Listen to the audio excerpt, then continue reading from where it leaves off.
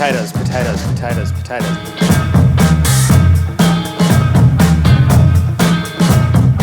I'm Warren Mendes and we're here in my home kitchen today cooking with my favorite ingredient, the potato.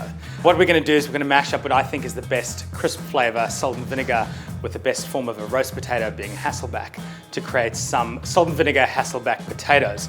Very simple, very delicious, and I promise you're going to need a whole tray of these for yourself. So the first thing, importantly, is the selection of your potato. So if you're roasting a potato, you want something really floury. So you want something like a Desiree, which are these potatoes that have a pink skin. First thing, very boringly, we're going to peel the potatoes. You can leave the skin on, but I feel that we get a crispy edge around the whole hasselback if we peel them. So when you're peeling, and if you get these little spots or little divots inside the potato, you're easily able to get rid of them. It's actually what this thing on the side of the peeler is for. So you take the little piece and you go on the divot or the spot and you just scrape it out, easy. Okay, so the boring part's over. What you're gonna do is just cut them lengthways in half. And to get that hasselback shape, you want to get lots of cuts through the potato without going all the way through. So a little hack to make sure you don't go through all the way to the potato is by getting a skewer.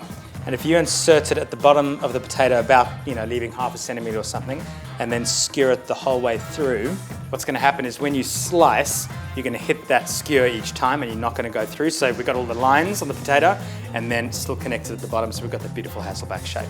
Okay, so get all of your potatoes now into a saucepan. You want them to be quite snug. We're going to parboil the potatoes and then we're going to roast them, and that way we'll have a beautiful crunch on the outside and then really nice and fluffy on the inside. And so to have all those flavors of salt and vinegar permeate the potato, we're going to go in with some fine sea salt. And then I'm using 3 cups of malt vinegar. I know it sounds like a lot of vinegar, but you're going to need that amount of vinegar to get into the potato so we can have that beautiful flavor, and then an equal amount of water. And then we're just going to go onto the heat, bring them to a simmer, boil them for about 10 to 15 minutes until they're quite tender but not falling apart, so we still want them to keep their shape. So when those potatoes are nice and tender, just get them off the heat. And we're just going to drain them and let them kind of steam dry a little bit, and that way we'll make sure they get nice and crispy when they roast. And then once they've dried off a bit, you can smell that vinegar. It's going to taste beautiful. Just get them into a roasting dish and then have the cut side up. And don't worry if they're broken, you can just kind of put them together. And then just drizzle over some extra virgin olive oil. You could do duck fat here if you wanted to be really decadent, but extra virgin olive oil is going to be fine.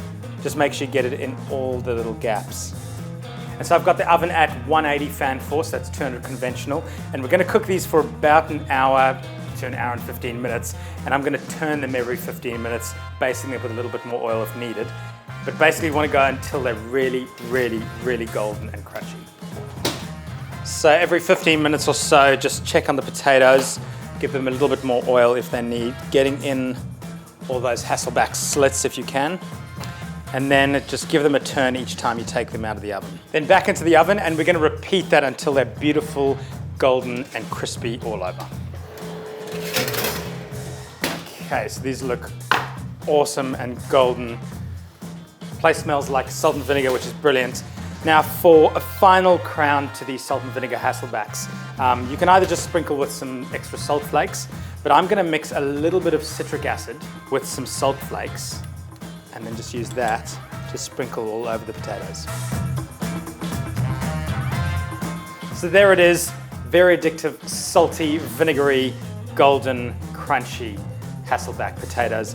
I promise you this will be the way that you end up making your potatoes from now on. Serve them alongside something else, but I just honestly will eat them like that with a little bit of aioli, and you'll be very happy.